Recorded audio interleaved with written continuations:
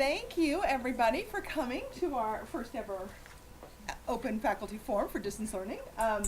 We just have Pat here, Pat James. She's our distance learning consultant that we've hired for this semester, and she is looking at the program and kind of working with us to determine how we need to expand and grow, where we need to move forward, and what our challenges are, working with us, how to overcome some of those challenges, and what our strengths are also, and how we can continue on with those. But so anyhow, as I've been sending out messages informing folks of the accreditors looking at online classes, I had some panicked emails come back from people. So then it became kind of maybe we better have some kind of a session and have Pat here with us to where she can kind of guide us and give us some information. Pat has been a leader statewide for the past 20 years in developing the distance learning rules and regulations.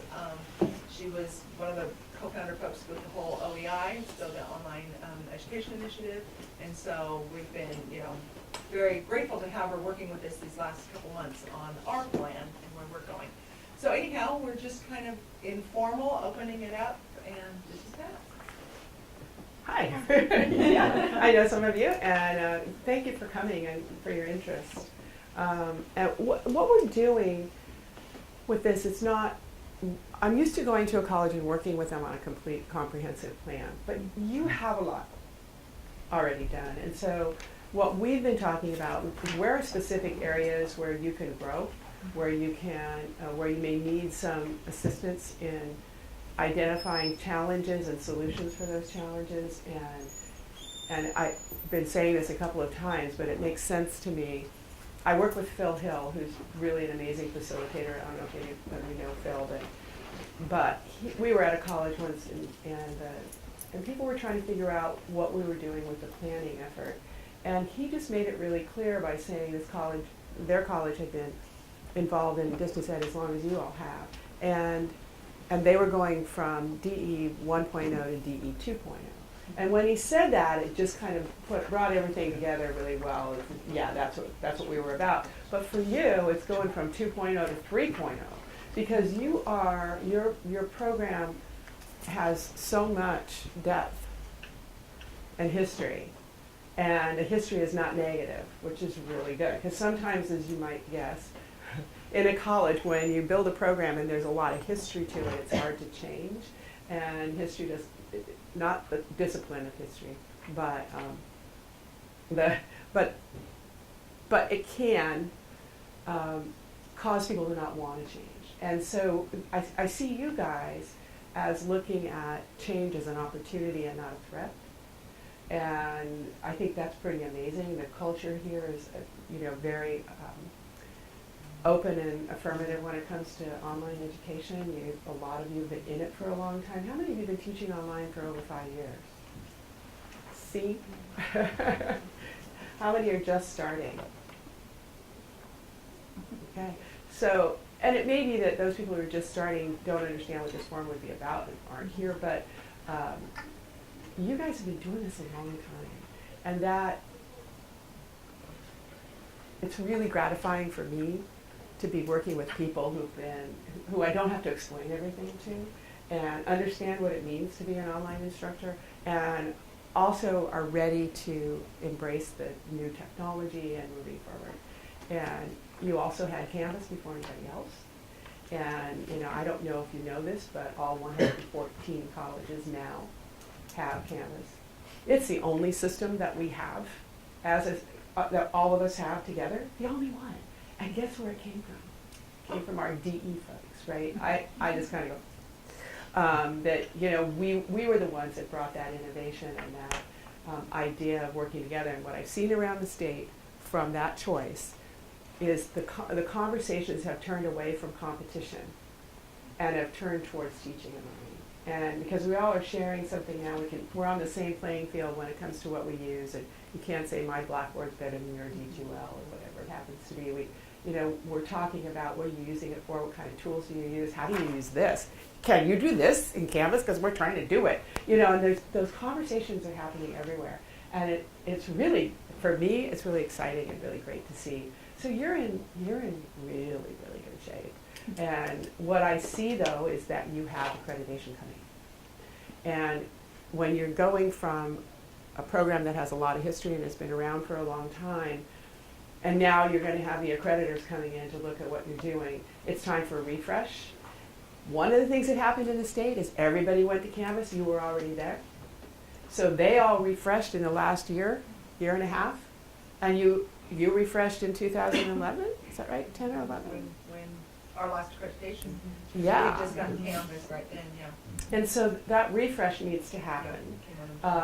There was a woman in a class that I'm teaching right now who said in her opening discussion forum on what she thought about online that if you want to, she said she taught online 12 years ago and now she's coming back to do it again.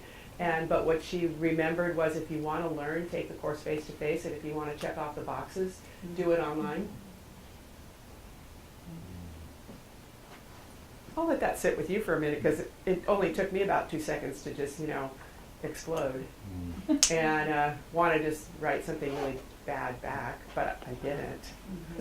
I wanted to. I was going, but I got all defensive.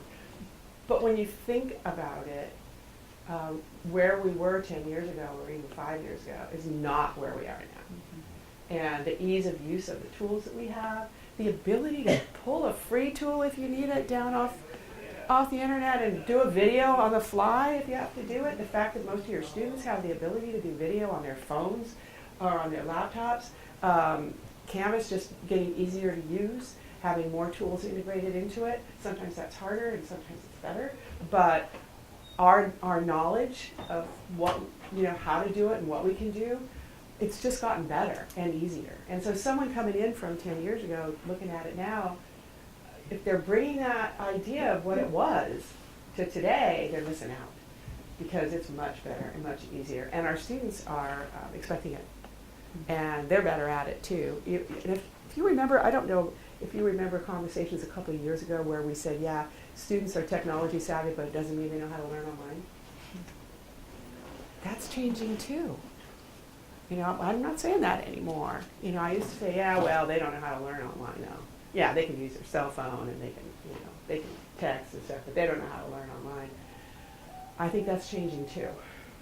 And it's hard for me to say that because I want to hold on to that old idea. But I think that's changing too. And when we started the OEI in 2014, the Public Policy Institute did a research project on us. And they looked at some classes, I think it was in the field of economics actually. Anybody here teach economics? It was in that area. And they looked at success and retention over time with courses that were not refreshed. And what they saw was the first semester was not very good, second semester was a little better, third semester was great, fourth semester, okay, fifth semester, not very good, on to, I think they did 10 semesters, and it got worse after the third, if there was no refresh. So it's just a lesson to us that we have to keep refreshing and going. And you might also know that in the face-to-face world, innovation or measured by success has pretty much leveled off. Success has risen a little bit over time, but not a lot. Online, success has gone like this. It's just gone through the roof. We closed the gap generally from 12%, I think, in 2012 to 3% now, and less in some places and less for you guys in some situations. You're at 2%. That's unheard of. What's going to happen when there's no gap between online and face-to-face? What's going to happen? What are people saying? They can't say that it's not as good as anymore. They can't. It's different, but the way that we can work in the environment has really improved. So that's where we are. So it makes sense that you guys are looking at, okay, what's our next step? What do we do next? Can I ask you a question? Yeah. What do you mean specifically by refresh? Refresh, I mean, take a look at the classes that you've been teaching for a long time. When was the last time you redesigned it? And I'm not talking about, oh, you know, I see this mistake I made, or this reference has changed, or the link doesn't work anymore. I'm talking about taking a look on overhaul and say, woo, you know, I really need to, this has been bugging me for a long time, and I'm going to take it out now and move it over here because I think that's where it goes better. Or it needs to get thrown out altogether. That kind of really taking a look at what you're teaching and thinking about your practice. So, Yeah. so to tell you all, not that everybody knows it yet, because some people haven't been exposed to it, but we have a new product. Oh, City that, I Labs- wasn't even thinking about City that. Labs online design tools. And with that part, we've got a training that was on Monday, and part 2 is this next Monday that Keely Carroll put together. But Michelle was there too at the training, and it's completely redesigns the class and the course, and it is very, very cool and beautiful, and I encourage you guys to either, you know, we're gonna have more trainings come the fall semester, we're running out of time for right now, but we had to go through training and learn how to use it and so forth too. But it would be something that I would like each division, somebody from each department learn how to use, and then be able to kind of filter that through the departments and so forth too. But yeah, Ian was there also at the session on Monday. What'd you think of it? It's awesome. Oh, okay, good. Michelle, I want what'd to you look think? at It was those. amazing. Yeah. Amazing, amazing, awesome. Okay, those are pretty good words, so. I like those words. So, so that's another tool, tool that we can all use and so forth. And it's that, some of you may have seen a little rocket ship jump into your edit mode a little bit ago, and then we took it back out, because we didn't The want disappearing everybody to rocket. know. Yeah. It's that rocket ship that makes this all happen, okay, so. So you don't get to sit back and relax if you're doing distance ed.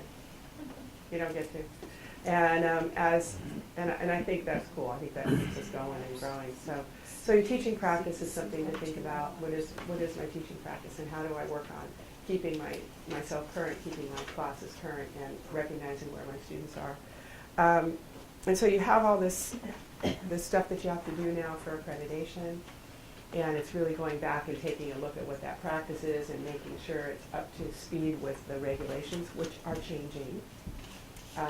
I just sent out yesterday the DE coordinators that the U.S. Department of Education has closed the rules committees. So they're starting to put out the reauthorization of the Higher Ed Act with changes to the DE regulations.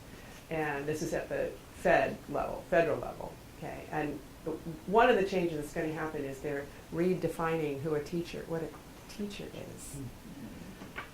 That's interesting. I cringe at the thought of the U.S. DOE doing that, but the people who serve on the rules committee are really good, and they know what they're doing, and I think they've had quite a bit of sway in what's going on. So we'll be watching that. In the Title V regulations, you know, there's the federal regulations and there's the Title V regulations. And in those, the big change for teachers is something you're already doing, which is student-to-student interaction. And that's building community in your classes with your students. So there's instructor-to-student, and now there's a requirement for student-to-student.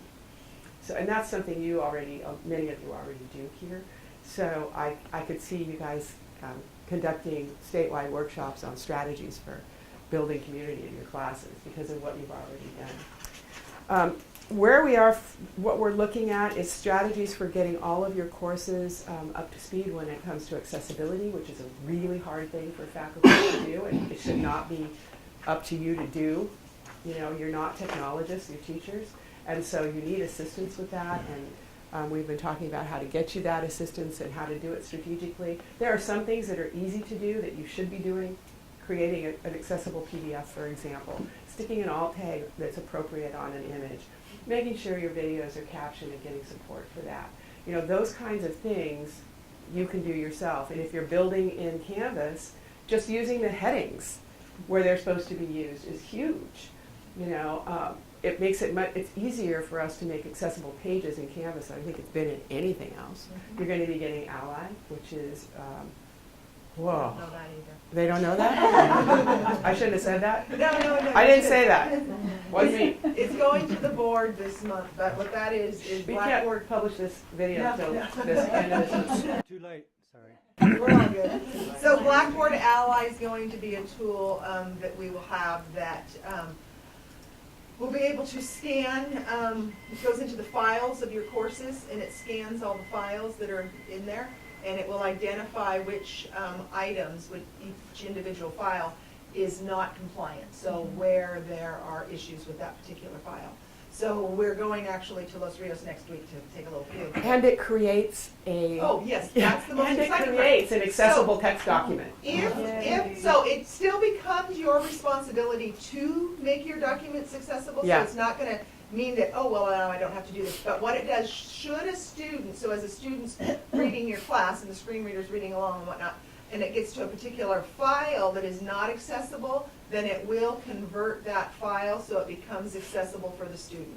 But again, that doesn't mean that you still can't, you still are required to go to fix it. And so that's part of the whole accessibility review and so forth. And it But tells in you the how. meantime- And it tells you how to fix it. It will do that. It will So tell you what what steps to take. we're looking at is to determine whether or not it's gonna be, your jobs to go in and fix all those and identify, or if we're gonna be able to bring some folks in that are gonna look at them and so forth. So that's what we're finding out, how they do it at Los Rios and how they're doing it elsewhere and so forth, and how we'll be able to manage it here. But it will be something that all faculty will have, what we'll have access to. I used the first iteration, and as a pilot, and then when they took it away from you, it was like, no, Yeah. no. Like, bring my wine back. You And, know? and we're doing a 5-year contract on this too, so we'll have it for the next 5 years. So if Ally converts it, isn't that fixed? So they're not converting the file itself. What they're doing is when the student needs it, in their particular instance, they're making it accessible for them. So it's not doing any change to your file physically, so your file will So the still be program is- inaccessible. It'll be accessible only within Ally.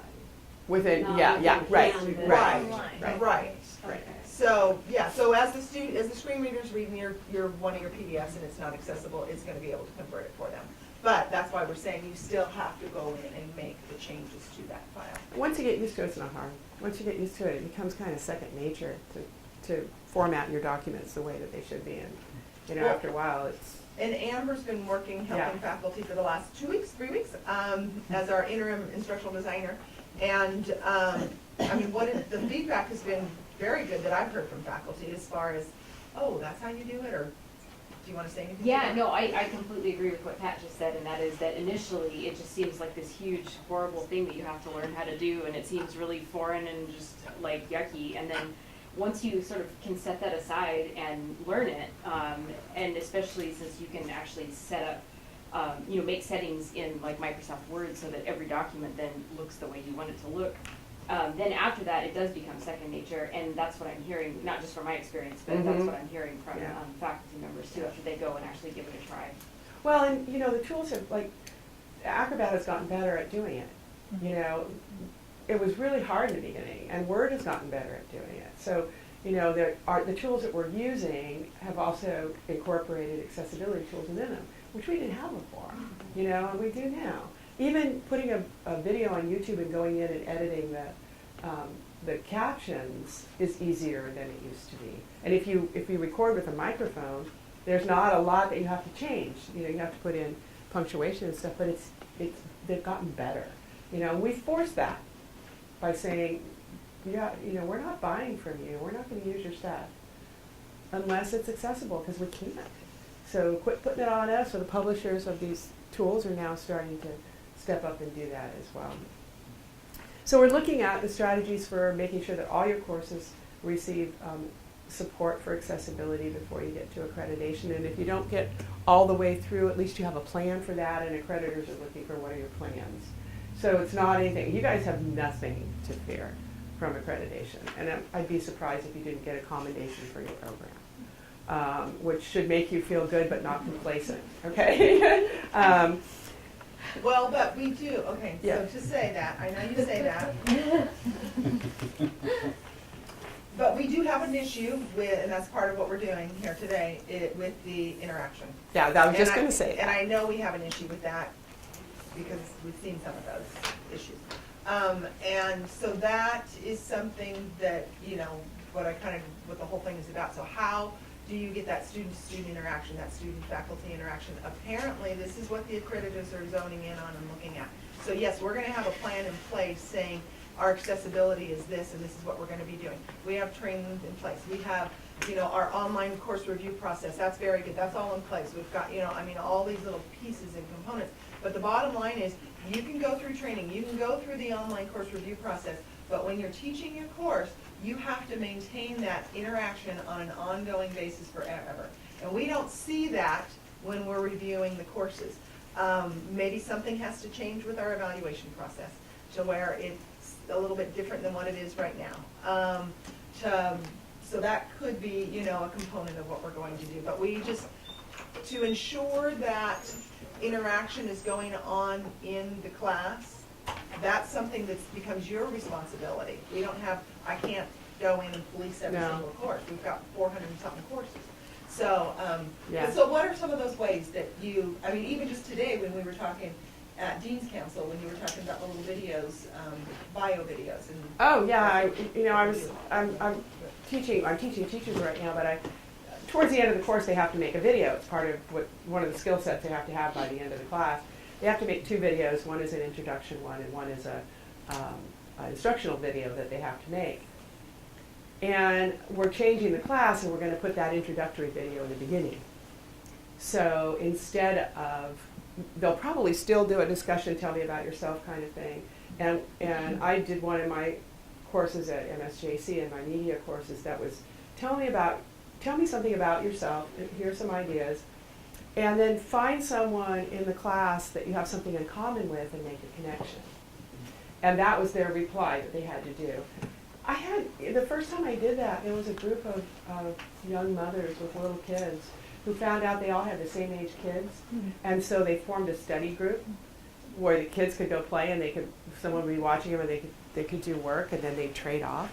I had no idea that I was setting up the ability for that to happen. By just inviting them to find someone in the class that they have something in common with and make a connection, they did it. And we're seeing a lot more of the students working together if you provide them with the opportunity for doing that. How many of you love group work? And if I asked you, tell me about something, your experience in group work, every one of you would say, I was the only one who did any work. Nobody else did any work. There is a video, I'll send it to you, of students where you've asked students that question, and there's this whole group of students, and it goes from one to the other, and they're all saying, I'm the only one who did work in the group. I didn't like it. You know, I was the only one that participated, and it was really hard to get everybody to work together. It was all the same stuff, right? And they were all saying, and I didn't want to be that. Well, just by looking at that video, the instructor who showed it to me said just by publishing that video in her class, the group work got better. That people connected better and they all did their part. And one other person said they had a charter that they put together that everyone had to agree to in the group. So there was a charter for the group work. And there was some stuff already in there, and then they had to add some things and everybody had to agree to it. And they did asynchronous meetings. And there were some other things that she set up that made it work better. But that video, I thought, yeah, we all think that. You know, even if we're the one not doing the work, we think that. So there are strategies for how we can improve how our students communicate with each other. My daughter did her bachelor's and her AA degree fully online. And I asked her to talk to our teachers once about that experience, and they asked her questions. They said, what can we do for you? And she said, I don't have any college friends. And so give us an opportunity to communicate with each other. I don't have anybody to come to my wedding or, go have a drink with once every 6 months, or, I don't have anybody, I don't have college friends. And that was something, that when we watch people, particularly our students, walk around with their phones, and they're in their phones all the time. Think about your experience on a shuttle at the airport, or just about anywhere. You're not communicating with people anymore, And so we have to really start thinking about how can we get them to talk to each other and to talk to us, and so that's what this piece of student to student is about, and trying to get you to really think about how you build community in your class, and it's you too. I've asked you this before, I think, how many of you think that you saved or changed your life in your work? You think about it, you have. And it wasn't the technology that you with you. So, reinvigorate your instructor to student interaction and get that going again. College of the Canyons, I can say this because James said I could, got audited by the feds, and I thought it was for accessibility and it was for regular and effective contact. And they came out and wanted to see how they were doing it. And they wanted to see every email that the faculty were sending to their students and back. They wanted all the emails, and the only way James got out of it was by saying, you have to pay for the workload that'll create for us to pull those emails. And they went, no, we don't want to do that. So, Annie had they had a regular effective contact policy in place, and that saved them. Otherwise, you're liable for your financial aid money. Has to go back. So, and that's not just the students that are in the online classes, all of it. So you have to be really careful about that. That makes the distinction between distance ed and correspondence education. Yes. So what you're saying really makes sense, and we do want good quality online classes with good student-to-student interaction and instructor-student interaction. However, the workload on faculty, Mm-hmm. right? How much more it is compared to teaching the same class on ground. And what are some ways we can get assistance to There's some strategies you can use to take some of the workload off. For example, how many of you use email a lot with your students? You're emailing a lot. Do you set up a situation where you ask them to put their questions in the Q&A if it's about the class? Mm-hmm. And then you do that first, 10 minutes in the morning, 10 minutes at night? That cuts way down on your email. And say anything private about your grade or about you can't get this done or whatever, that comes to me in email. But everything else that's about the class goes in the Q&A, and then you can answer it all at once. And students definitely do read your stuff before they read everybody else's, and that's kind of hard because of Canvas's discussion board is fabulous. Did I say that out loud? I did.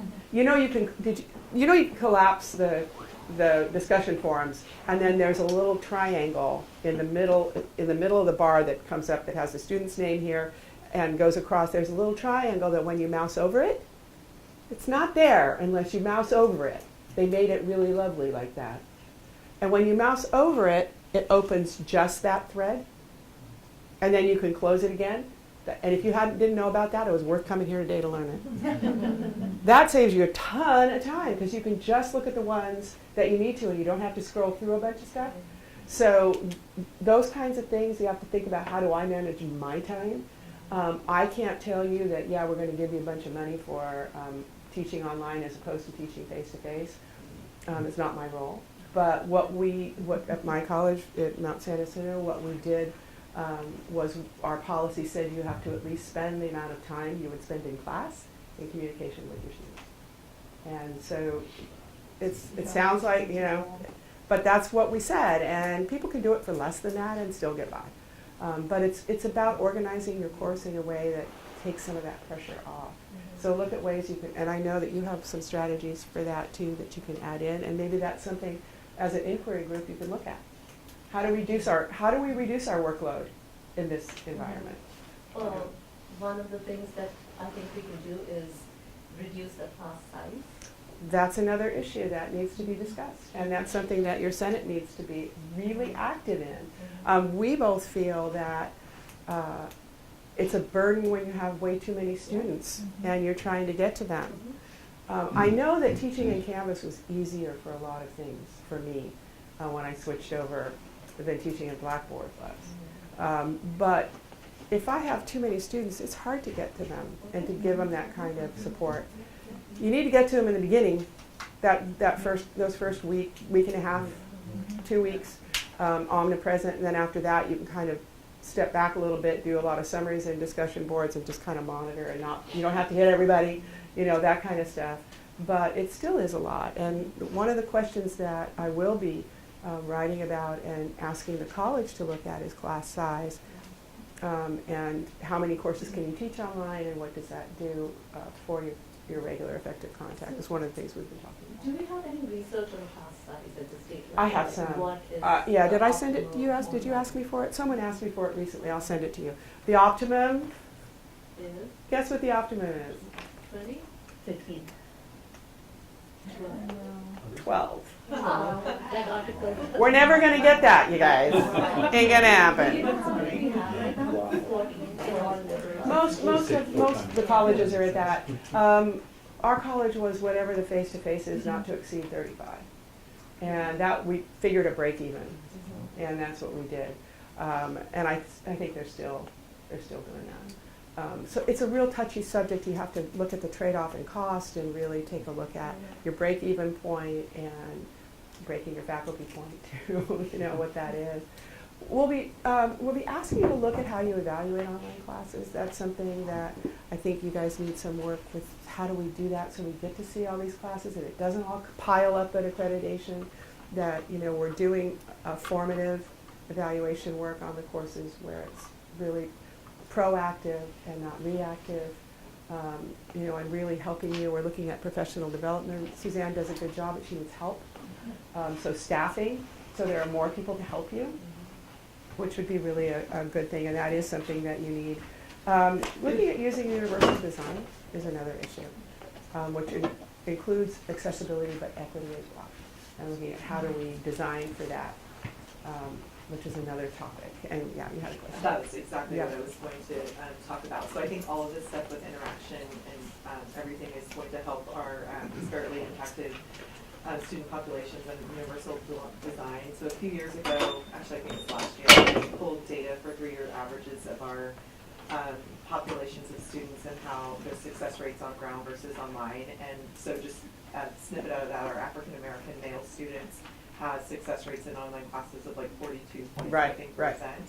And so I was just wondering, in your taking a look at us and analyzing and making suggestions, if that was going to be on the radar. We're not doing a lot of research other than pulling what you already have. However, I will tell you that when you're looking at that particular one is interesting. Mm-hmm. And, when you hear that, you kind of go, well, what is it, that they're lazy? I don't believe that, but I'm just, people are going, what is it? Is it that they don't understand online? What is it? No, it's the expectation they're going to be doing something else. It's a cultural expectation on their part. That's what it comes down to. It's a cultural issue. They're expected to be a certain way when they're not in school or when they're at home. There's an expectation that's different. And I've been doing a lot of reading on that. There's if you go to University of San Diego, and his stuff and others, you'll see that there's a lot of information there. But that's with everybody. Here's the other thing. How many of you think that the schools, students' study should take priority in their life? Well, yeah. So yeah, you're kind of going, but don't you get upset when someone says, this is going on at home, and so I wasn't able to get my work done? And you kind of go, well, that should come. Your work should come first. And now you're looking at people who have families and who are working 2 jobs, and that comes first. Survival is actually coming first, and that's a shift in our state.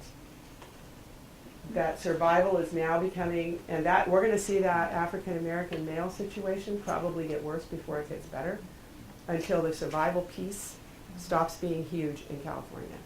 And have you seen AB 302? Mm-hmm. Do you know what that is? It's killing me to say this, but they're writing a bill to take care of the homeless and housing insecure students in our state, and it's huge.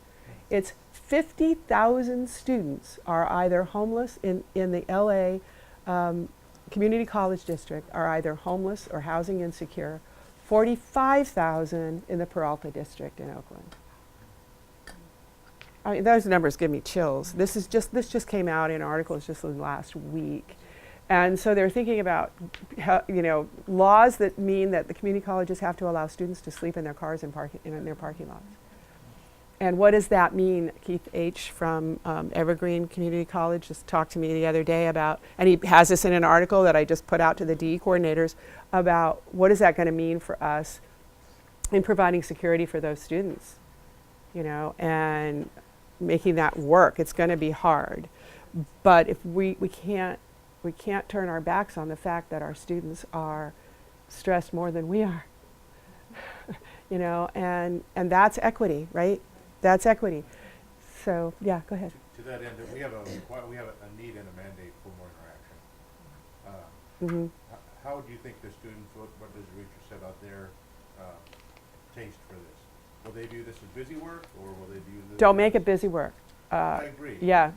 No, you know how they'll do it? And here's what I've seen, and this is something we've worked on with faculty, and we've asked them I've been teaching online education standards and practices to faculty now for 10 years in a variety of different formats. And one of the things we found is that faculty, take a unit, a learning unit, look at the outcomes for that learning unit, and provide the activities that show that the student can do those outcomes, and tell the student what it is. In order for you to learn this, you have to do this. And if that means in order for you to learn this, you're gonna participate in this discussion forum in this way, there's the interaction, and it's also tied to something they know they need to learn. So if you can engage them in what they need to learn, you know, this is why you need to learn it, then I don't see us really having much of a problem with trying to get them to do it.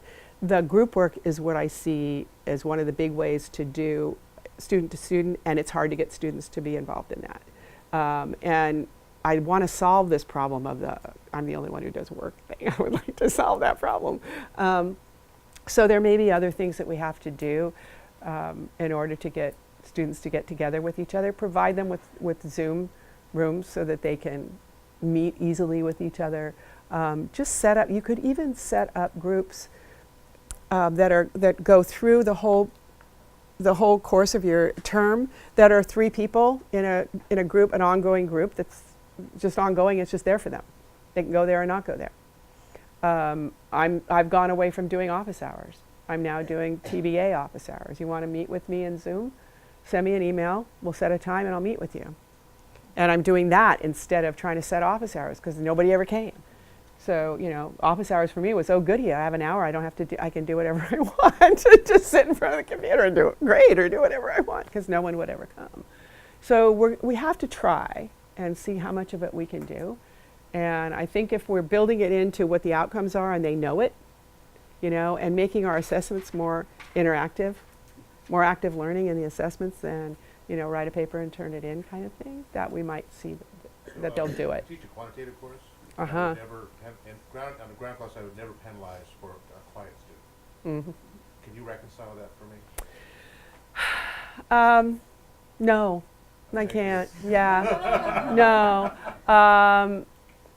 However, getting the work done and doing your part is a different animal, and maybe a group situation is not it. But is there anxiety in getting that quantitative work done, and maybe they can discuss the anxiety? You know, that's something that you can bring up. When was the time that you had that you had difficulty solving a problem? What did you do? And talking to students about how you learn, doing some metacognition stuff with them, just really easy. Stop and think about how you solve a problem, and then tell us what that was. What did you do first? What did you do next? What's that software that is Explain Everything? There's a tool on a phone. It's called Explain Everything, and I think that's what it's called. We got to find it. Yeah, but I think that's what it's called. And students can track their process of solving a problem by talking through it while they're doing it, and post that. And so that's what, I mean, that would be kind of cool for you to watch someone solve a problem and see where they're going. They came out with the wrong answer, and see right where they went wrong. You know, I mean, it's a cool, really cool little tool. Yeah, but otherwise, you've got a hard one. I know this, you know. Yeah. I mean, my experience is that it's the opposite. Is that students in online classes, you get everybody to participate. Yeah. Because Yeah. the discussion board means that everybody has to post and respond to at least a couple of the students. Whereas in my on-ground classes, they can sit in the back And be quiet. and Yeah. never say a word, never Yeah. say a peep, and there's a handful of students who do all the talking. And I find that that's the strength of It is. I agree with you, and you get to know your students better. You know, I think you They do. all have to talk. Yeah. You know, and they Yeah. all get a chance to say their piece. Yeah. And they don't have to worry about the embarrassment of doing it verbally, Yeah. so they can write a lot easier. So my experience is that it's the opposite, that And what do you teach? sociology. See, in sociology, and what do you teach? Accounting. Accounting. Yeah. We're not saying that they don't Yeah. communicate, it's just, I'm trying to reconcile that difference in evaluation. Yeah. Yeah. Yeah, they Yeah. get zero. And as was mentioned here, in the ground class, some people are more active, and that's also true in an online class. Some who Yeah. are more frequently than Yeah. others. Well, and you know, participation is turning the work in on time and that kind of stuff too. So if you're looking at just participation, and if you're offering, you're out there and you're reaching out, you know, I think it's going to be. I think that's going to be more important in some discipline areas than others. That's my own personal opinion. But providing them with the opportunity and maybe meetups for study groups and that kind of thing, maybe what you want to do. You know, at least that's what I would be thinking about doing. And you have case studies in your field that could be real interesting, you know, to pose questions about with students and get them involved in, you know, ethics and case studies. Yeah, yeah, That one's easy, but accounting, financial accounting yeah. is not quite so easy. Not quite as easy. It Yeah. really isn't. Oh, I know. I know. And I have a really good friend who teaches that, and my son took his class and got a C, almost got a D, and the reason was he didn't participate in any of the discussions, and he didn't even know they existed because he was out in Cengage doing the other stuff, and so he completely avoided the course shell and went straight to Cengage and forgot that he had to go back in there. And it was my kid, right? I didn't know that. I was so embarrassed. But it's hard. When you don't know, if you're just starting Right. the class, you can't participate in a case study when you don't understand the Right, concepts. right, Yeah. right. So it's a hard one. I think this is a really good issue for us to tackle. Yeah. And I think linking it to professional development and having some sort Yeah. of way to talk about how can we incorporate student-to-student interaction, peer reply that is essentially meaningful, right? That's the whole idea. Yeah. The reason you don't do it, or that instructors don't do it, is because it doesn't tie to the outcome Yeah. achievement, right? It doesn't Yeah. have any meaning for them. So just building those assignments in a way that reinforces it rather than, you know, Pat and I teach for At One, and one of the courses I teach is an assessment course. And we were talking about discussions and meaningful discussions as formative assessments. And another instructor wrote, "This is my take on community, you know, on online teaching discussion boards. 2 + 2 = 4." Frank says, "Fascinating. I like how you put 2 with 2 and got 4." Right? That's about the meaningfulness of our discussion boards. So how do you change that? Well, I think we need some help from instructional designers, maybe looking at what the outcome is that you're trying to achieve at this particular point of the learning, and then have that maybe be something that students review of other students' posts, and you can switch that up in a way so it's not, you know, this such a burden. But it It's needs a to hard be one. It's intentional. really a hard one. Math and economics or what? Biology. Biology, I think there's a little bit more you can talk about in We'll talk about it in biology. Yeah, I think there's more that you can do there, but math and accounting and even CIS and, you know, some of those things make it really hard unless you can put students together to study together or to talk about things like anxiety, or when in their life would they think they have to use this, something like that. You know, it's a lot about trying to figure out how you apply that, and it's hard. It's really hard. I think you're going to be better able to put in the interaction between you and the student than student and student, but you can provide the opportunities. If they don't take it, they don't take it. But at least you provided the opportunities, which is what the regulation is probably going to say. I'm going to ask the lady in the back, so she's had her hand's about to fall off back there. So. What I do in my class, I teach foreign language, and it's working wonderful. Since the beginning, I create a cyber cafe in my class, and I call Tertulia because in Spanish. So it's a place for the students to get together, to share ideas, and if they have difficulty in some exam or how to access Canvas or whatever, they'll be helping each other. And I told them once in a while I'm going to visit, Mhm. and I also could send, like, because it's a foreign language, a word or a little something, very short video or something, so about Frida Kahlo, and they say, what do you think about her? So what about, if you want, just share for your tertulia, your cyber cafe. So it's something where they go and they meet, and then nothing it's related to school, what they are learning, but at the same time they don't have that pressure, nobody's checking, and I go once in a while there to visit. Mhm. But I can see if they are, you know, And I was communicating. about to say foreign language was another one. Foreign language is hard to teach, but it's not hard to communicate No. with it's not hard to do a discussion forum or something Yeah. around that. You have a lot more you can talk about. I think that's very, like you said, very, very important to have the students, the Mhm. connection, interaction. So what I do, I ask them to describe where they live, and doing that in their favorite place. I live in Lincoln, and then I found out they have many students in Lincoln, and they get together because they share where they live. Yeah, if you can get them started in the beginning with Yes. something about, tell us about yourself and make a connection with somebody you have something in And common you with, should- then maybe they'll at least study together. Okay, 2 more on this topic and we can move on. Yeah. I think that, Okay, kind of related to what Vernon said, can we have anyone considered looking at having different expectations for different types of classes? No, when but it I comes think to that should be done. discussions and I really think that interaction? should be done. In some cases, student-to-student interaction, which is not based on information, actually dangerous. Like, I teach neuroscience, and they start diagnosing and trying to read MRIs, which is like, whoa, stop, no, right? Don't just read all. The other thing is that, has anybody looked at what do students want in an online class and how much time do they have? We can provide these opportunities, but I have sometimes felt that my students are kicking me out of the discussion board by completely ignoring whatever I'm writing or suggesting. They don't have the time. They don't want to read it. They just want to know, okay, what's the minimum that I need to do on this discussion board to get by? Well, and that's a problem that we have with students coming out of No Child Left Behind.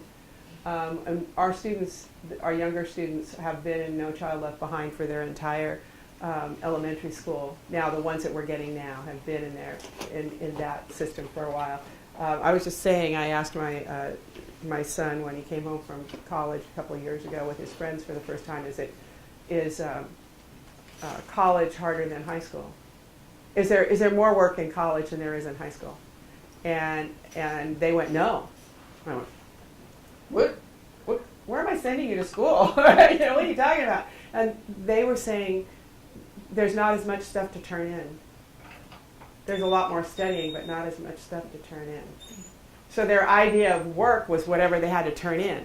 So there was a distinction, and they just wanted, I just want to turn this stuff in. I don't want to learn anything. I just want to turn this stuff in. That's why connecting what the activities to the outcomes is so important. And yeah, and then yeah. so I don't know if there's a guideline to what really effective and regular contact is. There Because isn't. I've heard that we need to have a discussion board every week or every chapter, and in some cases it's difficult, especially in accounting. I get much better discussions towards the end when they understand the basic fundamentals. Right. But then if I'm required to do a discussion every week, then it's busy work. So will the accreditation committee be looking at that to say, well, they didn't really That's do not it the the only first few thing. weeks. That's not the only thing. Okay, there are other things you can do. Are you putting announcements out there every week? Are you No, filling those in the middle But of the I'm week? talking about student to student. I mean, Oh, from the student to contact, student, yeah. I mean, emails, yeah, I do all that. But I mean, the actual Right. discussion boards where you have students be talking to each other, sometimes that's difficult to do. I mean, the introduction, sure, you have your introductory discussion course, but then I don't have anything really till week 4. And I think that's okay. I don't think there's a problem with that, do you? I mean, as long as you give them an opportunity and say, here's a space you can go to if you need to talk, and you can set up Zoom for them to be able just to go in if they want to, without you, and have that space be there if they want to meet somebody there to talk about solving a problem or anything that has anything to do with school. So just having the tool, whether or not they use it or not, doesn't matter. If you encourage it, you should encourage it. Yeah, but obviously. and then if you're starting at week 4 and you're doing some stuff with them, I think you're fine. And we don't know yet. This is new. So how long has regular effective contact with instructor to student been around? Forever? Since Forever. 2008, right? Right, so, but this And there's one no just regulation started- for that. There's no Started on description March of that. 17th. Yeah. So as far as the accreditors, when they're looking, they're gonna know it started on March 17th Yeah. too. So they're, I mean, they're just looking at the end of the semester, you know, as far as student to student, is what I'm going to assume. It's been in our best practices since we started in Yeah, 2009. yeah. So that's been our expectation, but as far as their expectation, they may not be spending so And- much and time on what- the student to student. Right. But they are looking at the student to instructor Yeah. very closely. Instructor to So student. that's the, yeah, instructor Yeah, to student, I'm yeah. sorry, very closely. So that's the element that we need to make sure that we're doing, that we've been doing in the And we'll be classes. checking Canvas emails to do that, because that's where a lot of that comes from. Yeah. So that's what. Well, that that's might where be. my- But that's And- where my concern is that if we are doing a lot of announcements in, through email. So areas that they're going to be able to see in your Canvas course will be your feedback that you give them in the grading Mhm. area. So that's a huge one, is grade back feeding, and that's what most of the students want Mhm. too. Is that if we have a rubric set up and comments that go into rubrics? So comments, so if you've got the rubric set up, It's something, yeah. that's fine. That gives the student, you know, then they know their boundaries and so forth.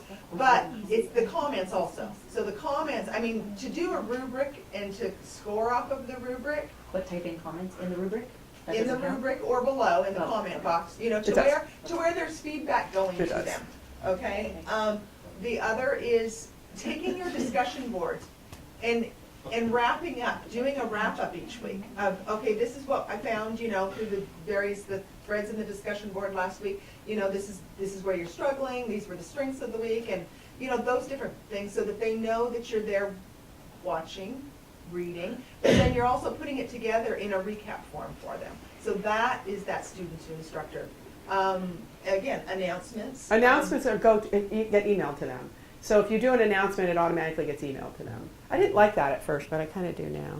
Took me a while, but if you write an announcement in the announcement area, it's automatically emailed to people in the class. Is it? Yes, Yeah. yes, it is. Yeah. Oh yeah, you You know, can yeah. turn it off. You can Yeah, turn it see, off, They can yeah. turn it off. They've got the. Oh, they have the option option to turn it change off. in Yeah, their notifications. yeah, So yeah, that's what, yeah, yes. yeah. But we can't turn it off. And the other piece of it is the inbox in Canvas is way more transparent than anywhere else that I've ever seen an email. So if it comes down to someone having to prove that you've had that, then the administrator is going to be able to take an accreditor in and show them the inbox and not even have to read them, but just see how much you've got there. That's it. fine, You but will know. they ask for that? Or will they just say, nope? No, they No, will they'll ask ask. for that if there's a problem they'll with the ask. course. So if Yeah. they're looking in the They'll course and they ask. see no interaction anywhere, They'll then they're ask. gonna say, can I go ahead and see this? Okay. And Yeah. then, but the thing is, what they're looking for is a variety of Mhm. interaction too. So it's not, so you don't wanna be doing everything in your inbox. Definitely be doing it in your inbox rather than your Sierra College email though. But, Yeah. they do want, I mean, the grading feedback, the announcements, having Zoom sessions too, and if they're, you know, recorded in there, those are tools you can use. And your own, what you write, you know, if you're writing something, or I do these stupid videos. They are pretty stupid, but now that I think about it. But I do these videos for my class. Like one time I was watching American Idol, and I was just really enjoying watching it. And I was thinking, oh, my poor teacher students are slaving over their course plan right now, and I'm watching American Idol. And I thought, oh. So I got on video and said, I just wanted to let you know that I was thinking about how hard you're working. I'm watching American Idol, and I was thinking you guys can't because you have to be getting this done. So I really want to thank you for all your hard work. Boom, that was it. That's regular effective contact. It isn't about the subject area, but it's about connecting. It's about connecting and engaging with the students. I think I'm just struggling You know? with how much. Yeah, and I what can't. need. And I let me do it, tell but you. now I'm worried I don't do it enough. And so now I don't know what to do. If your students are succeeding and you're getting some traction and you're hearing from them, you're doing it enough. I think you're doing it enough. Okay.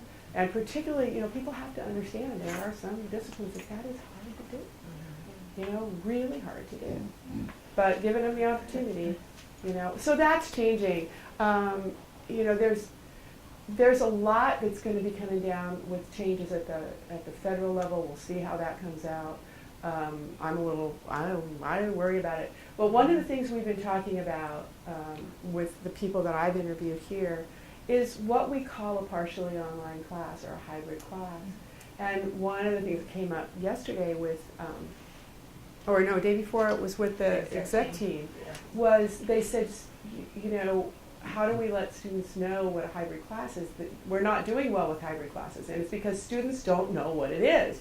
So the language is going to change, and I think that's going to happen not in Title V, but in our guidelines. I don't think they're going to change Title V, but in the guidelines they're going to start talking about partially online instead of hybrid.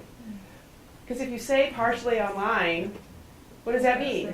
It means partially online. You know?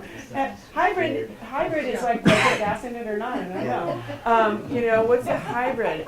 I don't know what that is. But partially online is good language. And something that you can do, if you're, any of you teaching hybrids? Well, I'm not this semester, but I have. Yeah. And they don't know what it is. You know what they don't know? They don't know when they're supposed to start. They don't know that it's partially online. They don't know what a hybrid is. They don't know when it's supposed to start. Some people start hybrids the first time the class meets, which might be in 2 weeks from the beginning of the term. Some courses start with day one in the online component, and students don't know. So there's got to be some, you know, and I think sending an email out in the beginning through the inbox to all your students that says this class meets on these dates, but it actually starts online inside the course shell on this date, partially online. You know, it's like, And that would be something that would go out in your email to Yeah. your students the week before the The week class. before the class. But yes. you know, and I can't tell you how many times I see faculty turn stuff in to me in the OESP class about their welcome, and they don't say anything about, is the class fully online or partially online? They don't say anything about it. Or they may forget to take out of their syllabus something about the class meeting when it's fully online. Like, no, you've got to be really careful to communicate very clearly about those things. So that one, we'll see a change in the language about that, yeah. It's related to sort of success and retention being a little bit lower, right, in online than on ground. Not much. Are there any colleges that do any type of like an orientation ahead Yes, of time? they do. I've done some of my own kind of informal They data do. gathering, and I find especially in summer school, students want to just pick up an online class and they've never tried Yeah. online before, but even during the semester. And it seems like, you know, I kind of have a dead week one, introductions and orientation to the class, which you lose a week of Yep. material. But it seems as if some of them still just struggle with navigating the course and the expectations and the system requirements, and does some type of a like required orientation lead to The better? problem with required orientations, it's illegal. Uh, And the reason it's illegal, what class do you teach? Psychology. And so your psychology class is online, and I'm betting there's some face-to-face psychology classes. And so you're putting a prerequisite in that you can't do. What you can do is you can do an intervention. So if you've got if you've got a group of students who dropped out of online classes before they take another one, now you can put them into an orientation.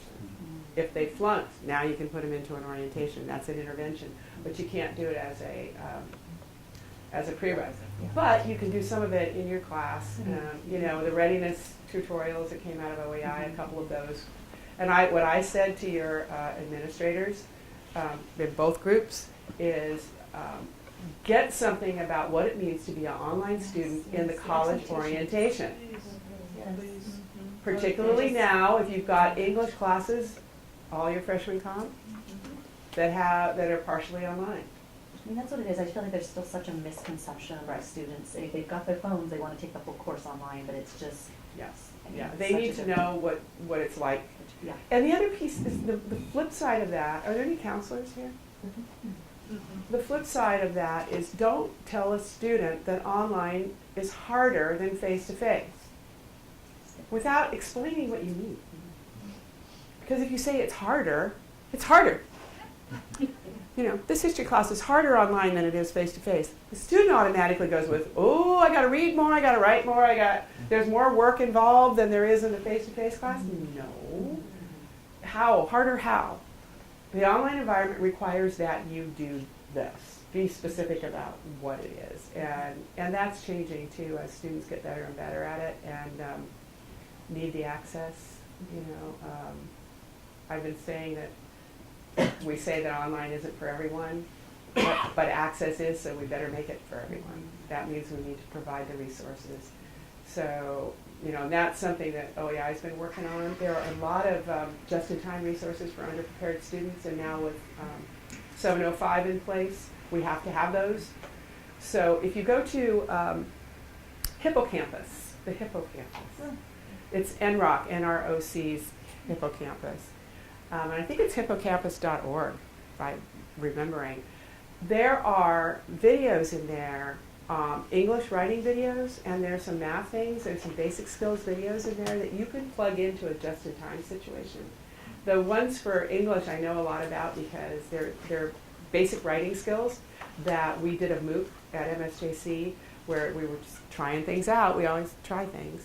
And it was these basic English writing skills.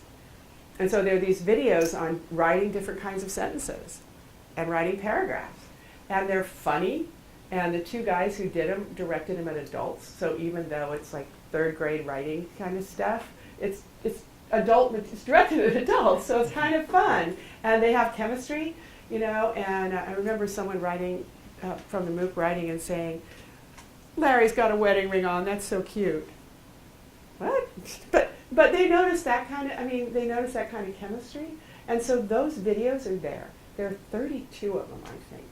And so if you're finding that someone is having trouble with writing, a certain kind of writing that you're doing or whatever, you might want to take a look at those and link to them. It's kind of like Khan Academy for writing, you know. And Khan Academy is now more than just math, in case you haven't been there in a while. There's a lot more stuff. There's sociology there, there's history there, there's biology there. There's Carnegie Mellon Online Institute, the OLI, Online Learning Institute at Carnegie Mellon, has some things for sciences, if you go look at that. They're a little harder to get into than they used to be, but they're there. So there's stuff you could link to there. There's a lot of resources that for that fill-in for how do we now deal with the underprepared student that's not going to be in a remedial class anymore when we do. So that stuff's all there too. I think Vernon had a question. It's an institutional question. Recently, we've been asked to test run this new idea of having late start online classes. So these are now mid-semester. They start on week 9, and they're 8 weeks long, and they're online, and so they're compressed. We don't know any data because this semester right now is the first semester we've started this. What do you recommend as far as from a faculty teaching and learning perspective?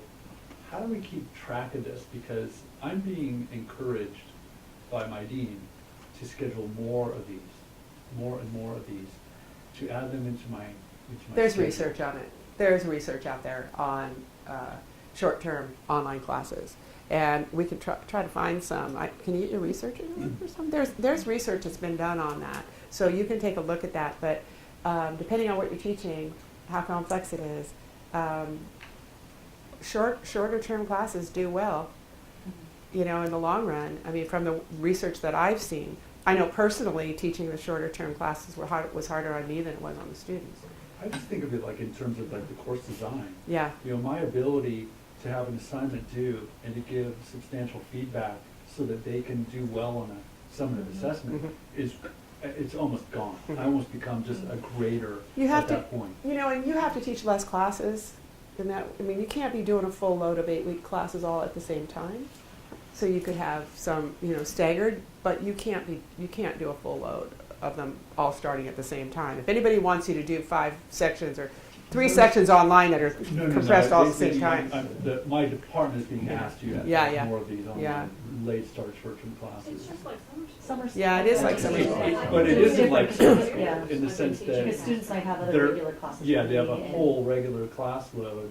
Yeah. At summertime, they're taking maybe 1, 2, maybe 3 And we get classes, students all right? over And the it's place. much more mad. Well, they should be, but students doing a late start class should have a full load and not have all of their courses be like that. So, I mean, that hopefully, you know, that would be the case. I can't defend it or say that it's wrong. You're just going to have to wait and see what the data shows. people have had really good Vernon, success with I'm it. teaching my second one of those right now at the other college, and what I've figured out from the first one is that you have to be on top of that All the time. Yeah. right away. Mhm. Because if you let them fall behind, they just can't catch up. Yeah. And they end Yeah. up dropping or failing. But I So, mean just just- from the teaching and learning side of things, I don't mean just like, about them just failing, but being an effective teacher online just compresses that, It does, it's that double calendar. intensity. Mhm. And it just feels like, It's like you're teaching two of them. you know, now I am just, I took Yeah, classes wicked. like that. I took classes like that, and the university I was at had a week in the middle where nothing new was added. And so we had class for 3 weeks, and then we had a week where nothing new was added, but we were in class, we were online, the teacher was there, everybody else was there, we were doing the work, and then we had 2 more weeks after that. And I'll tell you, I looked for that middle week, and I'm dragging myself to that middle week as a student. You know, but that middle week gave me that time to catch up, and you know, so it may be that you try to do something like that. I don't know, you know, I don't know what the solution is. I know that for a lot of people it's worked out better, but then it's, you know, it's got to be not all at once. You can't have 5 classes in a short term like that and be okay. yeah, no, I don't Yeah. think there's any, I think that'd be I don't killer. think there's any pressure for that. Yeah. But I do like that idea of maybe like having like instead of it being 8 week, maybe like a 10-week where you have a couple of weeks. In the middle, yeah. Right in the middle. At MSJC when I left, we had courses starting every week except May for some reason, every week. And just different lengths, and they were all over the place, and it kind of depended on what people were teaching, Yeah. you know, but Yeah. yeah. For-profit online colleges do that every month, new course starts. Yeah, depending on what they're doing. Continue through the year. Depending on what they're doing. So, and that's how they get students we don't get. But also competency-based education is another way that they're doing that, which is why they're going to change the regs to redefine the teacher, is so that they can do competency-based education with facilitators or mentors. But the mentors or facilitators have to have the same credentials as the instructor does, and at least it's that. They're just not called a professor. They're called a mentor or whatever. It's a terminology. It's interesting to watch what's happening under an administration who's looking at the business model instead of the instructional model. It's just interesting to watch. I know that ACCJC is also looking to revise the process of accreditation. Right now, when you write your ICER, it's kind of a mix between this idea of using the assessment process or the accreditation process as a self-assessment tool. But the ICER is also like your summative assessment, like here's what we do, rather than, so now they're actually changing it, or the proposal is to change it into a longer term process where you have a formative, where you submit an ICER. This isn't happening yet, but you submit your ICER and they say you're fine in these categories, but in these categories it looks like you could improve a bit. So before you get the final report, you've got time to actually do That makes interventions, to sense, make yeah. improvements to. That makes Okay. sense, and I think Yeah. accreditation used to be way more proactive than it is, than it's become. Yeah. And that was I think a function of some of the people we had in ACCJC that are no longer there. Right. You know, we watched City College of San Francisco finally come back to life, you know, after the hell that they went through. Excuse me, but they did, and it's now coming back to life. And you know, they lost thousands of students through that. So it would have been better had that been more proactive and less Right, punitive. really a tool to improve. Right. What you It used do. to be that way. It used to be that way, and it's kind of gotten away from it. But yeah, and I wouldn't fear accreditation if I were you all. I would make sure that you were doing regular effective contact, that your accessibility is there, and if you don't know what needs to be accessible, you've got some resources. Amber's there, and check with her to make sure. And you're going to be sending out some information about how to get help and who what you will should be be on doing. the map of Yeah. when yours will be When coming up you'll for be looking. accessibility over the next couple of years. And if you don't get them all done, if you have a plan. Yeah. You have a plan in place. If you didn't have a plan in place, I'd worry.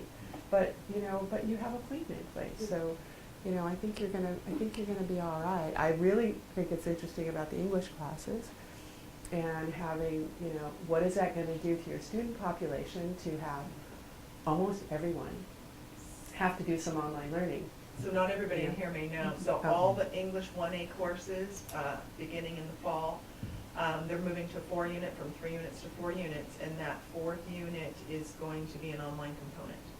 So it's the same component in all the classes, and then the faculty will, be adapting, and Amber has put that together and has been working with the faculty on that. Nobody's doing that kind of stuff. And no one's looking at, the only way to take this class is partially online. It's gonna be the only option. I'm trying to force myself not to say hybrid. And hybrid is not defined anywhere. It's not defined in any regulation. There's no mention of hybrid in the We regulations. tried to define it in the math department and we couldn't agree. So, Well, I think at Delight, this is something, because we don't have to, we don't have to wait until it gets defined somewhere statewide. We can go ahead and make changes for us. I'd change the on language campus. right away. So, yeah. so I would change it to that's- partially online right away, man. I wouldn't waste time. This, Do it today. Online component for the English 1A class, it's taught by the same instructor who's teaching the class or somebody Yeah, else. the same. Same instructor. So that means if you want to be an English 1A instructor, you have to be an online instructor. You For are one doing that class, yes, One for unit. that 1 unit. Yeah. So, across the board. So what that does is every single one of our students, except those who have, taken AP classes, they don't have to take English 1A and something. But, our students have to complete English 1A to graduate. So almost every single one of our students will have an online component while they're here at Sierra College, whether they want it or not. So what is that going to do? What that's going to do is that's going to give students the courage. If they're successful, it's going to give them the courage to take other online classes. And I think you're going to see, yeah. Equity for, we're talking about students living in a parking lot in their car. Yeah. And doing, potentially working a job and then going to their car. Yeah.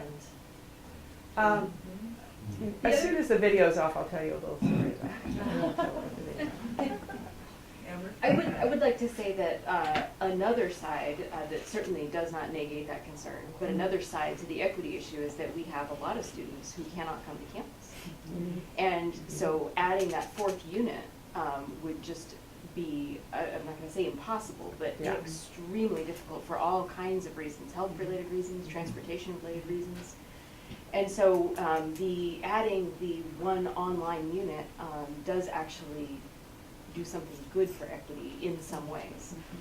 But it's a process that is set up to be evaluated and revised during the first year.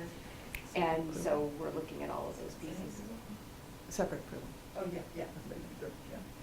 I was asking if Yeah. separate approval had been done on those courses, because it has to go through, now that it's a partially online class, it's distance ed. And so as soon as it's distance ed, it has to have regular and effective contact, and it's got to have separate approval, yeah. So, yeah, so you have to have And those. we've had that type of course, we've had English 1A courses as hybrid courses in the past. that we've Mhm. approved. Thank you. Change the language. Yeah. Change the language. No, I know. Whoa. Curriculum for it. Really focus on making students know what that means too. You're going to have to really focus on when does this happen, and should I come to school on what day, and then, they know when it starts, and they have a real clear idea of what partially online means, and that's going to take some marketing on your part, I think, and getting a letter to them before the class starts and that kind of stuff, I think. Suzanne, generally speaking, how many sections of English 1A? I think there's just over 100. Yeah. That's a good question. That's what I said. I don't have a specific number in my mind, but a lot. I think the number's just over 100. When she said 100, I just went, Is that with the new format or currently? No, in the fall that will be taught, so there would with the be. new format. Yeah. Rough- About the same. It's all of the English. No, 1A. online. Well, we're actually, Oh. there are online courses taught in addition to that, like there always have Correct, been.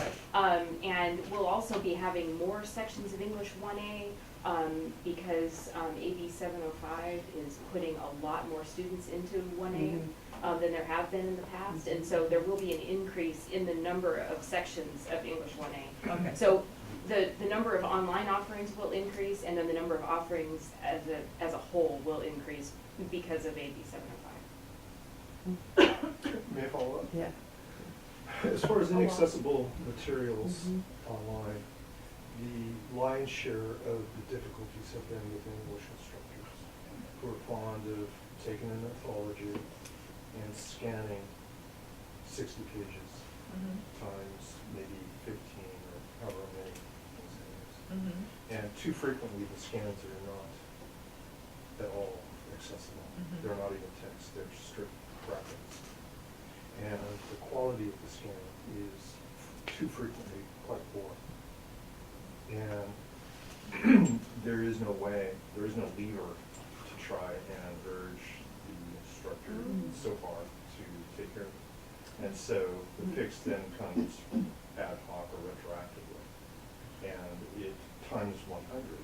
And I'm not saying that even a third of instructors have this issue, But these won't be online, so 3 units of the class will be on ground. I understand. And then the 1 unit that has been developed, Amber has developed that 1 unit, so it's that content that she's already put together that they will all be using. Gotcha. So I think we're going, yeah, The, go ahead. the instructors who are already approved to teach in the online environment can teach that 4th unit in whatever way they see fit because they are already approved.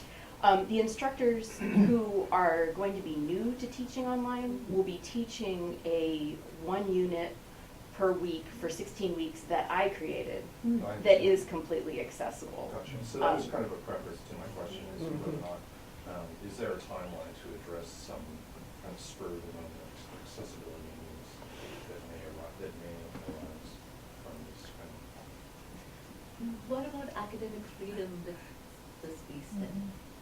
All instructors, when you have to teach the course that you've created. Not the course, it's a 1 The- unit yeah, component that will be a still. part of the course. Yeah.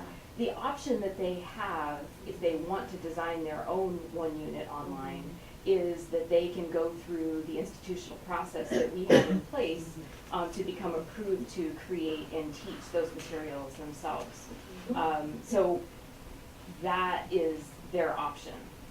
Will they, as they start to get more comfortable with that, will they be able to modify the piece that you've done or add to the piece that you've done? If they go through our institutional process, absolutely. They can either come up with their own materials from scratch, or they can take what I've made and modify them. So that kind We of go through the online review process then. Yeah. Mhm.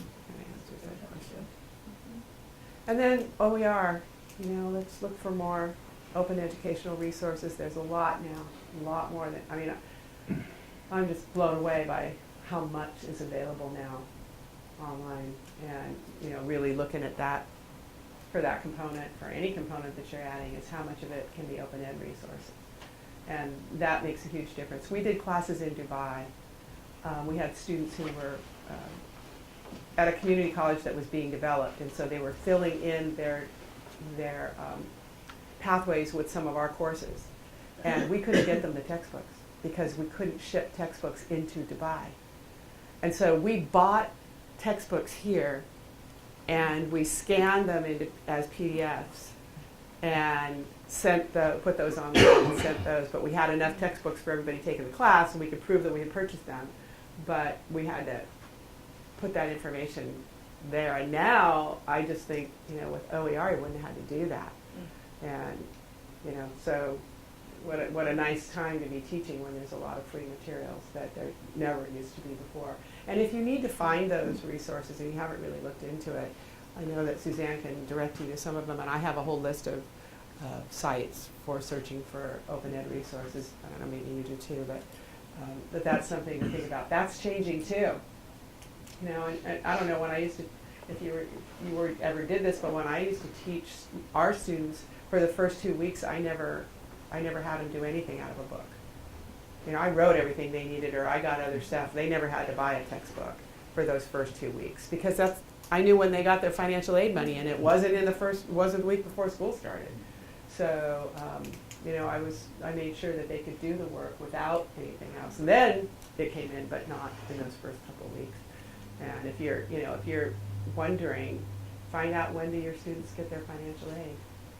When does that disbursement happen? Do you know? I mean, you know. You know what date that happens. So you can expect, students to actually get the book if you're depending on it. Yeah, most schools, they actually now have a symbol on the schedule for no textbook. Yep, yep. That's Yep. good. And the online versus partial online, they've really made an effort to discourage the partial online because they want to reach out to true distance learners. Yeah. And I'm It does finding make a getting more of difference. them. Yeah. Yeah. Yeah, it does make a difference. And They're the outside the other area. piece of that is, and this is what DTAC is struggling with too, is what's the identifier for a course where all of it's online, but you have to come to school and take a proctored test? Right. What's the identifier for that? That irritates me because Mhm. you can work out proctoring scenarios that don't require them to come to your campus. Right. And, that's what fully online should be. And you just work it out. And if it's not, and you want them to come to campus, you call it a partially online class. Be honest with students. If they have to come to campus. That's all. It's a marketing issue. It's not about whether it's the right or wrong thing to do. It's just letting them know. In the beginning, you register for this class, you're going to come to campus to take tests. Okay. That's fine. I'm not going to call it a fully online class. Yeah. Yeah. So in the first 2 weeks of my class, I scanned the pages of the first 2 chapters for the same reason that they still buying their books. So I've scanned those textbook chapters and provided them. Now I'm worried, how do I check for accessibility, and does that have to be accessible? Come and talk with me. We have a number of free options that will be easy for you to do to make those accessible. Okay. Come and talk to me and I'll give you those options. Yeah. It's doable. Yeah, because I definitely never doable. thought of it. Like those textbook chapters, those have to be accessible too. Yep. They do, but it's very doable and I can show you how to do it. What else? Anything else that we have to? So do you guys have any more questions, concerns? Thoughts? Maybe I need to ask Amber about this. One of our outcomes is they have to have a geography component, and so I put maps in, and I test on not just labeling, but what area was a factor during the French and Indian War, that kind of thing. How do I make that accessible? Yeah, that's a really good question. We'd have to look at specific examples from your course to see exactly the context in which you're using those. Should I come and meet with you, or? Yeah, I think that would be great. And you do alternative assignments. Yeah, You and have I was going to say alternative that assignments. if you have anything to offer. So you'd have to try to get at the same stuff. If you imagine that someone is blind, how are you going to explain to them what it is you're looking at? And so you have to have an alternative assignment that would explain to them what it is you want them to know about that place. And That's going to be a big job. it is. It's a big description. It's a big description. But if you have, what about your student tutors? Do you have student tutors in the Learning Center? What are they doing when there's no one to tutor? But this is online. Here's what I'm saying. No, wait a minute. So if you ask those tutors to spend a little time looking at that map and writing a description, then you've got the description. You take a look. You won't have to write it. Get someone else to do. I mean, you're paying them. Get someone else to do it. You don't have to do all So I that. have to say it's a block that looks like this. It's this shape. Yeah, It's this color yeah. here. It's Well, maybe not colors, but it's not about the colors, right? It's about this area was this I happened. use the colors to delineate. This is controlled by France. This Right. is controlled by So how many square miles of what was controlled by France, and how many square miles of what, and they're adjacent to each other. I mean, I know it's not as good, but I'm not telling you that I'm excited about telling you this, and there's a way to do this, by the way, that works pretty well in Canvas, which is you can have that map on the page with a description, and it says descriptive page, and that link would be read by a screen reader first, and it would take you to a page that you have created that is the description. The page is not in the module, it's in Pages. The only way you can get to it is a link. No, you don't have Pages showing. I mean, keep Pages out of your navigation, right? But from there is a link to the page. There's the description of the graphic or whatever it is, full on, like we used to do D-links to another page. There's the description, as best you can do it. And then at the bottom is a link back to that page with a picture on it, and then the person goes on to the next page.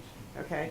So that's the way you can get a description in if you're using a graph or a chart, and there's not enough space. And I can't remember how many characters you can do in an alt tag for. Do you know how many characters you can do in an alt tag for Canvas?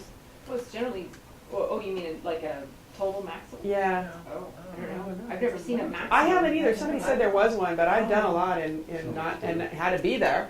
So I don't know. I did this big Venn diagram and described the whole thing in an alt tag. Quite a bit of space. Yeah. But if you wanted to, you could have it be its own page and use a page like that. And I really hadn't thought about it because I was thinking about everything being in a module that's published or not, but you can just have a page that links to and links back. You know, resources too, like additional resource, an optional resource. Here's an optional resource and I put it on this page over here. And you can link to the page and link back. But, oh, I hadn't thought about that. Kind of like that little arrow that's hiding in Canvas that no one tells you about. You know, those kinds of things are doable. And you have a DSPS department here. And I know that they're not That is actually. they're not always equipped to deal with all of our online issues. But would you be able to help with that description if you had to do it? Yeah, that's what we do. Yeah. We don't really have an alt media person in Right. this program, and so we do what we can. And I think we do it effectively. The issue is building bridges. Yeah, and that needs to, yes. And that's just Absolutely. Absolutely. Well, that is something we're going to work on next week. I should contact you. Yeah, and we're going to be talking more about that. And you know, that is statewide. That isn't No, just I you. understand. Where Distance Ed is over here doing all this accessibility work, and DSPS is over here doing all this accommodation. And there was a cultural issue in the beginning about, nope, we're doing on-ground accommodation. You guys have the money to do that. Well, they don't. And I think neither party has it. And I think you have to think about what's good for students. And I'll put that in the report too, that there has to be, you know, like we talked about, there needs to be someone who does universal design, who's a coordinator for universal design, actually does the work and can be that bridge, you know, between what's going on ground and what's going on online. But if it comes to something that you can't easily do in advance, and it's an accommodation, then I'd go ask you. That'd be the first person I go to. How do I do We it? operate kind of You know. on an ad hoc basis. Yeah. And generally, we can get something resolved in a day or so. But part of the bargain yeah. is, okay, the first couple times, we can work ad hoc, but after that, let's please work together so that we can maybe preempt. Yeah, be ready for that. And can you answer a question for me about, what about a Braille textbook that might have that description in it? Exactly. So there's, your questions are excellent. Mm-hmm. And they may be new to you, but this has been an ongoing discussion for maybe 100 years. Yeah. And so there are tactographics. There are other ways to represent Mhm. the stuff. The stuff that we use visually, a table, a chart, a map, you know, they're great because they're instant, right? But that information comes from somewhere, and it can be transmitted in another way. So, for instance, anyway, I won't digress further. This is just my own Yeah, yeah. map that I took a screenshot of it and put it in. But there I may liked be, it so yeah. much. But there may be one in a textbook that can be converted easily to, not easily, but can be converted into a Braille textbook and that given to the student. So there's a point where, for online, a reasonable attempt has been made to make this class accessible. A reasonable attempt. Beyond which, if you have something, then you go and look to help. You go for help with accommodation. Okay. What we do online, and I call it accessibility, and I like to make the distinction between accessibility and accommodation. I don't know if anybody else does, but in my head, accessibility is the stuff that we have to do before we put the course out there, because students don't have to declare their disability. So you can have a student out there who needs help who won't tell you, and you don't know.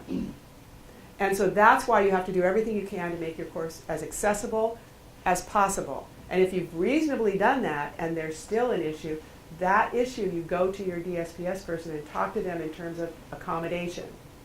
And it has to be done in advance. But it's more of accommodation, and sometimes it isn't done in advance. You know, there are conundrums. What about, you know, a choral teacher, someone who's teaching choral? Someone who's teaching, you know, well, art history can be done. Art history can be done. Art is another situation. How do you deal with color? You know, how do you talk about color? Well, it depends on the person. Depends on the blind person. When did they go blind? What do they know? What do they not know? How do they encode and decode this information? And so in that case, now you're doing the best you can.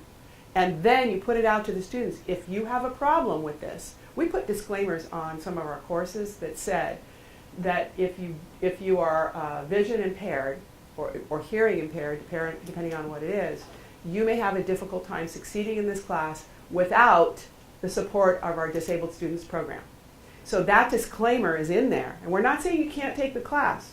We're just telling you that you're going to have some support from your disabled students program. And we've gotten through accreditation with that without any issue, because it really, and no student has ever complained because they've gotten the support in DSPS that they've needed. It means that you have to put it out there and make that connection for the student, but you know, and we approach this stuff big time in talking about the exchange and the OEI, about having students taking classes from a home college somewhere else, what happens with the DSPS students. And we were going to have to actually do manual connections across our DSPS departments. But we brought everybody together from those departments to talk about the issues. And it was a real learning experience for everybody, you know, and on all the levels. Like, here's stuff you can do, and then here's where it's like got to be kicked into a specialist, to someone who can really help with that accommodation. And what I would like to see is something that's in the regulation that says, if it is a course that requires hearing or vision, that disclaimer be there, you know, and saying you can't take the class, that's illegal. But saying you might have problems succeeding unless you do this, evidently is not, and I think it's also reasonable. So what do you think? Does that sound reasonable to you? Yeah. Yeah, and I think that's the way to go, where we don't offer those classes. I mean, it's, you know, what do? I've had students I taught digital media, and I was teaching Photoshop. And I had a quadriplegic in my class, and he could not manipulate Photoshop. You know, it took us a while to figure out he had to use a joystick with something that he could hold in his mouth. And he could do some of it, but he couldn't do everything. And so we got him someone to work with him who could interpret what he wanted done. And that's how we did it. So we found someone who could sit with him and do that. And he was one of the most creative people I've ever taught, and just came up with amazing stuff. And at first when he came in, I thought, oh boy, this is going to be impossible. It wasn't. You know, it really wasn't. I'm in touch with him and his family, and they get in touch with me all the time and say how he's doing, and this was a long time ago. This was 10 years ago. So, you know, it's taking that step out there and trying to figure out, you know, how do we make it the best we can for this person. In most situations, these sorts of questions somewhere in the USA come up. Yep. Yep. And oftentimes, you know, it's possible to adopt their solution. Yep. So, talk to him. Adriel had questions. Yeah, sorry. No, it was just going about it kind of got answered in the sense that, you know, when you were talking about we have tactile maps and whatnot, and that's great for an on-ground accommodation, but that's not something, at least with our current technology, that you can put into a Canvas. It's not like you could mail it to them. So okay, so I wasn't aware that that's the. But again, that's an accommodation. That's not an accessibility thing. And I understand your difference. So I guess on that thought. So I'm one of our anatomy instructors, and I have this conversation also with our micro instructors. Extremely, what's the qualification then to be able to put that disclaimer? I've never heard of that, and that's interesting to hear that we can put a disclaimer. You know, I've never been challenged on it. We did, and but I haven't been challenged on it, and I don't think there's any. I've never seen anything in regulation or anywhere else about that, whether that's okay or not. But I have seen the word reasonable. A reasonable attempt. And so if you make a reasonable attempt, and then you shift it into this other element of finding additional support, you're going to be okay. But if you don't make that reasonable attempt to get all the stuff done you can, then you have a problem. And that disclaimer is I think, a part of a reasonable attempt. To me, that's part of what that means. And I've been schooled, by Jamie Johnson, so more times than I would like to say, and Sean Keegan, and those two people have really had a big impact on me. And every time I say something can't be done, they find a way. But that idea of reasonable, I think, is an important thing. Do the best you can, and when you feel that you're stuck and that you should be, I should be showing this somehow. This should be more accessible than it is. Then you go to your DSPS to ask for help, and that's accommodation. So I would just do that. I wouldn't lose a lot of sleep over it, and I would say, if you have problems, write in the lesson. If you have problems, or in the beginning of the class, contact me right away so I can work on it for you. And you say that about anything, really.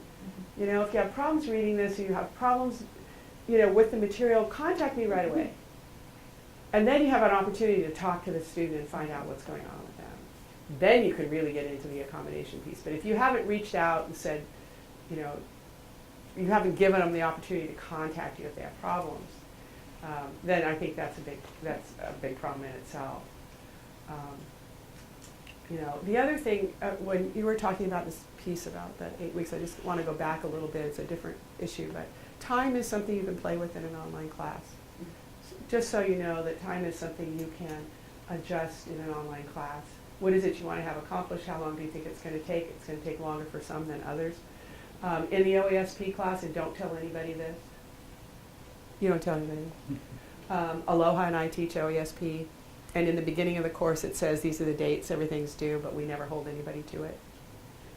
And if they contact us and say, I'm having problems with this, that, or the other thing, my wife's going through chemo, or my father just died, or I was given another class all of a sudden, I'm having trouble completing. We ask them how long it'll take to get the stuff done, how can we help you? And at the end of the course, when they do a reflection, they're just about, I don't think anybody's missed this, I think just about everybody has said, your flexibility made me understand what it means to be flexible with my students. And while I still can't be as flexible as you are, because we don't have that tied in grades, I can still understand what it's like for a student to be more flexible with them. So time is something to think about, being a little more flexible about as well, and what is it you want to have accomplished, and understanding that piece that students are not the way some of us were when we got to be students. I was like our students now, where I had kids and I was a single mom and I had to work and go to school at the same time. I know what that was like and how hard it was, and how often I had to drop classes, and how horrible I felt when I had to drop a class. And so I do think about our students now, but I just wanted to say that time is really flexible, and that's where your teaching practice comes in. What is your teaching practice? And are you, like a doctor, improving your practice all the time? And that's something that you really need to do. Anything else? Anything else? I think you guys need to get together like this often. I think you need to talk about the problems that you're having in your online courses, and how to solve them, and what's the problem of the day. I got to do maps. Help me. I'm trying to do student interaction in a math class. Help me. You need to really spend some time together and talk about this stuff. So do you feel comfortable with the instructor to student interaction? What's going to be looked at when the accreditors are looking? The instructor to student? What's right now the regular effective contact right now? Yeah. They're not really, I don't think anybody's going to really go after the student Yeah, I'm just concerned about the whole announcement thing, because I don't make announcements, but I email them a lot. Well, if you put it in an announcement, Yeah. it's there. It stays there, and they can go there and see it. So they don't have to look through their email. Because they could track my emails and see that I'm, in contact a lot. But okay, so that's what. But if you do that, and I wouldn't do it for everything, but for something that, I wouldn't do it on an individual basis, like, if you guys, but if it's going out to the whole class, I do it all the time. I notice that you guys are missing this particular point. And if I can't, if I try to change the teaching of it, because that's, I hate FAQs because it really says I'm missing something when I'm teaching. But if I'm trying to, you know, do an intervention right then and there, and I'll send it out to everybody. You guys all missed this, you know, or everybody did this really well, or here's some extra resources. I just put in a discussion in OESP of things we're reading and doing. And so when there's cool stuff that comes along in an article or something that's timely, and there's so much right now, I'll put it in that discussion, and I know they see it. But the announcement does get emailed out. And you can have, I think it's up to 5 showing at the top of your homepage. So you can, didn't want to do it when I didn't know that, because I put out the beginning of the week announcement, and I wanted to sit there for a couple of days, and then I put another one, and the beginning one was gone, and they go, no. But you can do 5, so they can all sit there. And you change that in settings. Yeah. And then it's all there. Challenge me that I haven't done it. Yeah, it's all there. And you can use them again. Nobody said that's not. You know, we have one for the first day of the week, and we have one in the middle of the week. Those announcements are the same all the time. Except we'll tweak them for what's going on with that particular group. But then they're there, and we copy and change them and put them in the next one. You know, which is why the class needs to be overhauled. But yeah.